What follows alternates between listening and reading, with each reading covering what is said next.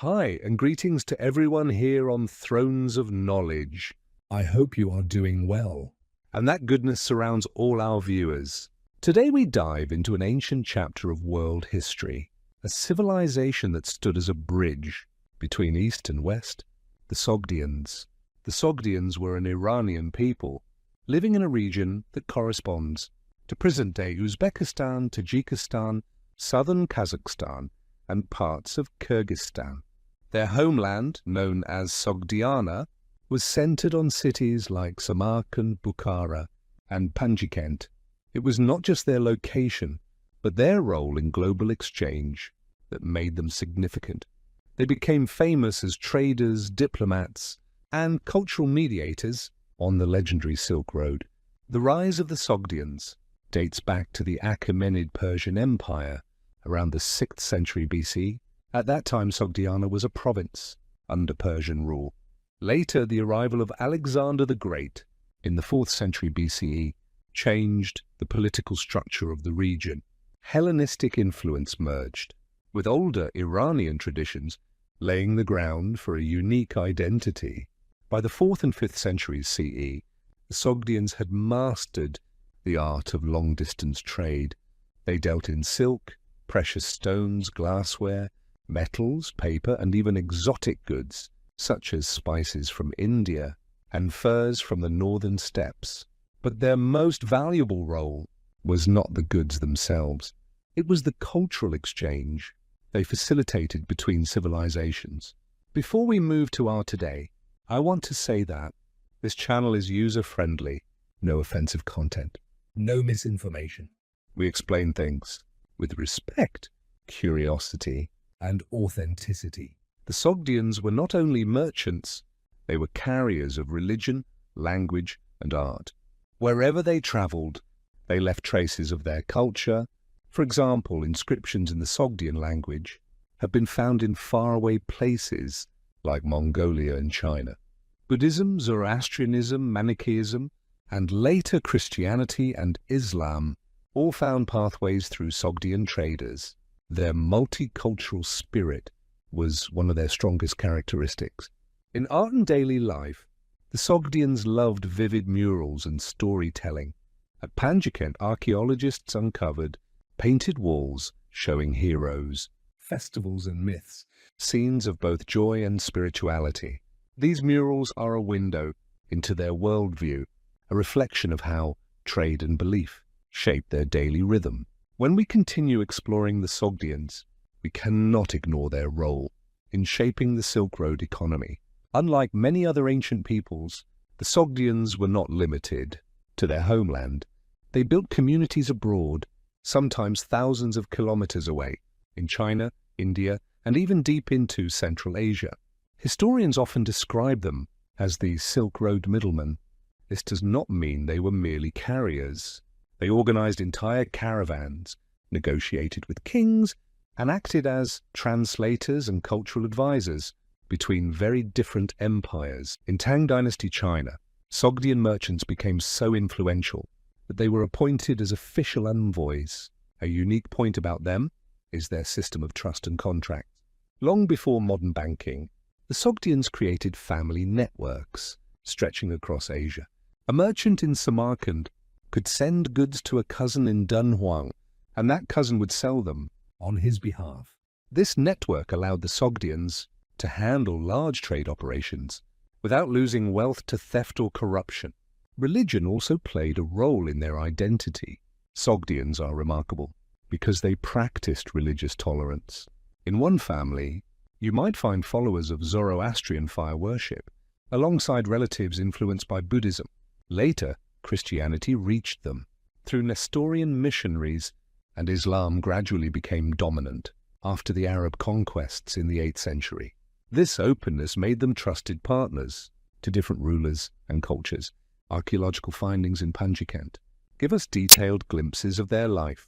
Excavations have revealed wooden statues, colorful murals, and richly decorated textiles.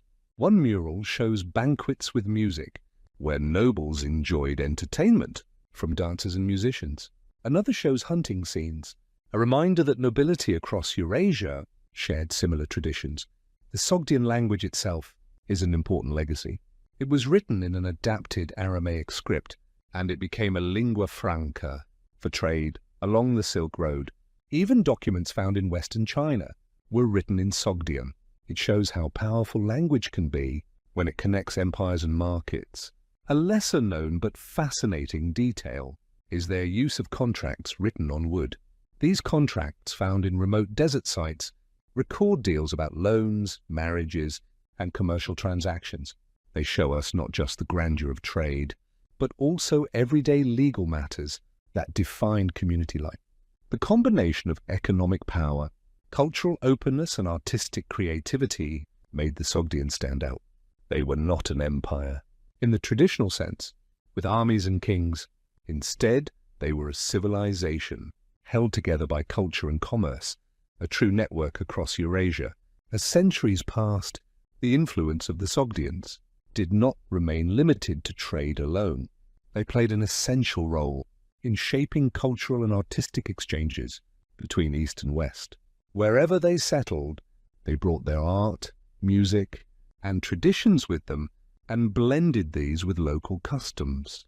One of the clearest examples is found in China during the Tang dynasty.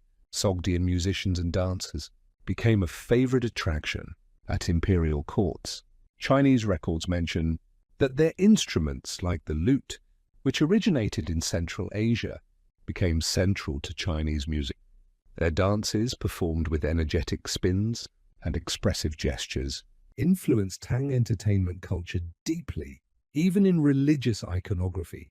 Sogdian influence is visible. Manichaean texts written in Sogdian were discovered in Turfan, while Buddhist cave murals in Dunhuang carry stylistic traces of Sogdian painters and merchants who sponsored them. This shows how the Sogdians acted not just as carriers of objects, but as transmitters of entire traditions. Another lesser-known fact is the importance of women in Sogdian society. Unlike many neighboring cultures, Sogdian women often held property rights and appeared in legal documents. Archaeologists found contracts where women were active participants in trade agreements. Murals also depict women in banquets, sometimes shown as equal partners in cultural and social events. This highlights a society with more balance in gender roles than many of their contemporaries. The Sogdian cities themselves were centers of innovation. Samarkand was not only a trade hub, but also a place where artisans experimented with glassmaking, metalwork, and weaving. Panjikent, smaller but vibrant, was filled with frescoes that give us living details of feasts, markets, and mythological tales. These artworks tell us that the Sogdians valued imagination and celebrated both daily joy and spirituality. One remarkable discovery is the so-called ancient letters found near Dunhuang in China. These letters, written in Sogdian around the early 4th century CE, describe the personal struggles of merchants, family issues, and even accounts of conflict when trade routes became unstable.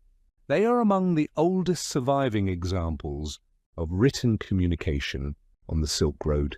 Through them, we see the human side of the Sogdians, their worries, hopes, and resilience. Even though they did not build a mighty empire with armies, their influence was spread through connections, ideas, and community resilience. Theirs was a civilization that thrived on movement, flexibility, and adaptability. That is why historians often call them the lifeblood of the Silk Road. As we reach the later centuries, the story of the Sogdians takes a dramatic turn. By the 7th and 8th centuries, their influence began to decline, but their legacy was far from erased. The Arab conquests of Central Asia brought Islam into Sogdiana. Many Sogdian communities gradually embraced the new faith, yet they also preserved their cultural traditions for centuries. The introduction of Arabic and the spread of Islamic governance reduced the role of the Sogdian language, but traces of it survived in manuscripts and inscriptions. The Tang dynasty in China also reshaped their role. For a long period, Sogdian officials and merchants were respected, but rebellions such as the Anlushan Revolt in the 8th century weakened their standing.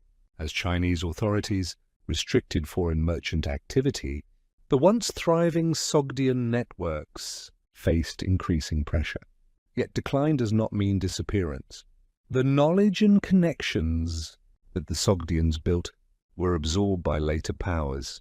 The Uighurs, Turks and Persians all benefited from Sogdian experience in trade, religion and culture. Even the Mongols, centuries later, inherited part of this tradition when they revived the Silk Road. What makes the Sogdians so extraordinary is that their civilization was not defined by walls, armies, or vast imperial capitals. It was defined by movement, by the flow of goods, ideas, and beliefs. Their homeland was a heartland of Eurasia, but their true empire was the network of trust and exchange stretching across thousands of kilometers.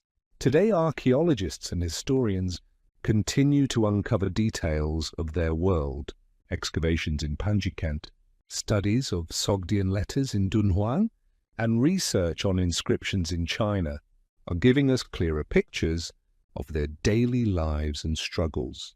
Each discovery reminds us that history is not only shaped by conquerors and kings, but also by merchants, families, and travelers who connected civilizations. All the information we provide comes from verified historical sources, including books, records, and archaeology. Sources used for this episode include Étienne de la Vessière, Sogdian Traders, A History, 2005. Richard N. Fry, The Heritage of Central Asia, 1996. Franz Grenet, The Sogdian World, Routledge, 2021. Archaeological research from Panjikent excavations, published by the Institute of Archaeology of the Academy of Sciences, Tajikistan. The Ancient Sogdian Letters, translated and studied by Nicholas Sims Williams, British Library. If you found this exploration valuable, please like, share and subscribe to our channel, Thrones of Knowledge.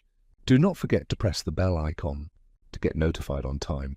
And let us know in the comments section what topic you would like us to cover next. So together, we make this journey of knowledge the best experience possible.